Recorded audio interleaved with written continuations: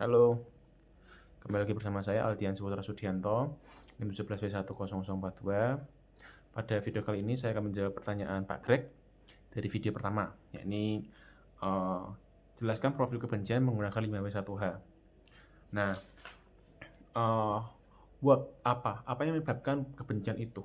Ketidakpahaman seorang terhadap sesuatu, barang, tindakan, atau sikap, sifat, semuanya tentang orang lain. Nah, itu menyebabkan kebencian, itu ketidakpahaman menurut saya. Ketika kita paham, kita tidak bisa mentolerir atau kita tidak bisa bertoleransi terhadap perbuatan tersebut.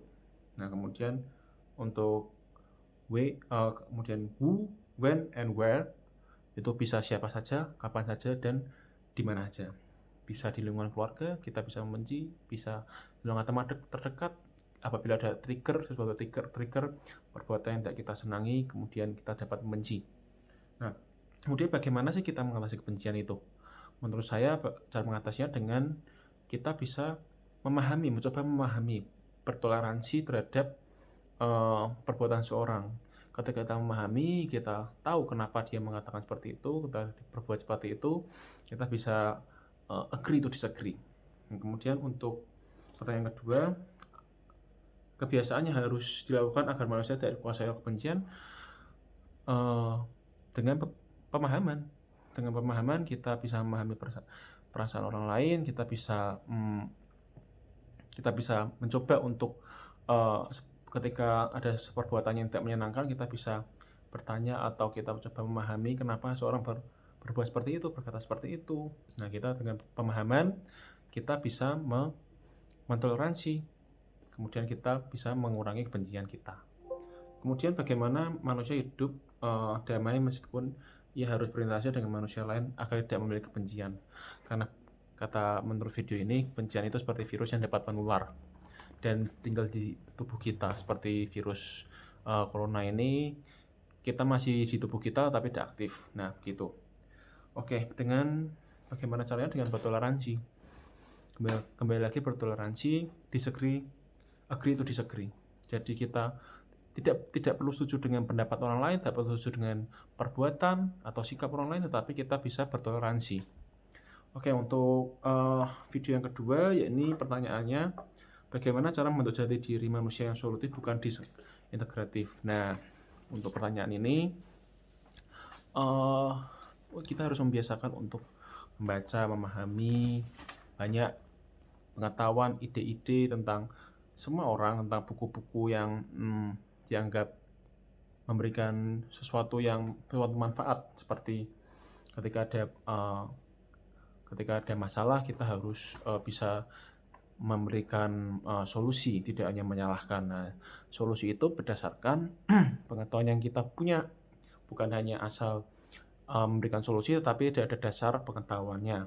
Nanti malah jadinya bukan solusi, nanti malah jadinya bencana. Kemudian untuk jelaskan seperti apa yang dapat melihara kehidupan. Jelaskan pula komunikasi seperti apa yang dapat menghancurkan kehidupan. Nah, untuk komunikasi yang dapat memelihara kehidupan, ini komunikasi yang mendengarkan. Bukan mendengarkan terlebih dahulu maunya apa, kemudian baru kita berbicara. Jangan kita berbicara dulu tanpa mengetahui bahwa orang tersebut tuh sebenarnya itu mau apa. Makanya kita harus mendengarkan dulu, baru kita menyampaikan apa yang bisa kita tanggapi dari tindakan atau komunikasi tersebut. Nah, kemudian yang tidak memelihara, ya dengan kita terlalu banyak berbicara, maunya didengar, tapi tidak mau mendengar. Jadi hanya satu arah saja, tidak ada dua arah. Gitu. Kemudian untuk yang ketiga, ya ini jelaskan manusia seperti apa yang tidak bertanggung jawab dan seperti apa yang bertanggung jawab. Nah, untuk yang bertanggung jawab itu, ya sebenarnya untuk bertanggung jawab itu ini dapat dilihat ketika seseorang sudah terkena masalah. Jadi ketika tidak ada masalah, misalkan apabila kita bangun rumah, kemudian rumahnya bagus, kita rumahnya kokoh selama 50 tahun atau 100 tahun itu tidak roboh, nah itu kita bertanggung jawab atas kekuatan rumah itu menurut saya sudah biasa. Tapi apabila ada suatu masalah seperti rumahnya roboh ketika dihuni 1 bulan atau 2 bulan.